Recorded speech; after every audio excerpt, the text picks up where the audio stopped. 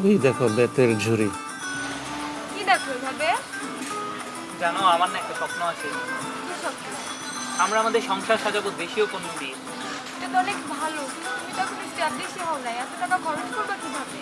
কি বলো, আমাদের দেশীয় পণ্য তো এত ব্যয়বহুল না। তাহলে একটা কাজ করো, একটা লিস্ট তৈরি করো।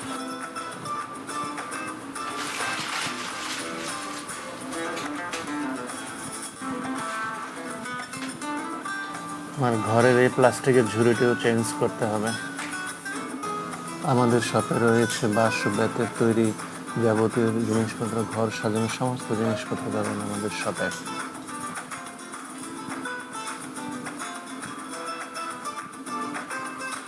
আপনি এইভাবে এগুলো বিক্রি করতেছেন কেন? খোলা আকাশের নিচে একটা দোকান নিলেই তো পারে। এইভাবেই তো বিক্রি করে 3 বেলা ঠিক মতনে বাদ জুটে না, তারপরে আর দোকান নিব কিভাবে?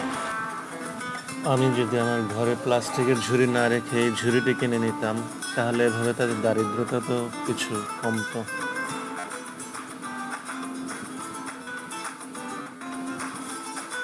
আমরাই পারি আমাদের দেশের দারিদ্রতাকে দূর করতে এবং আমাদের ঐতিহ্যকে ধরে রাখতে।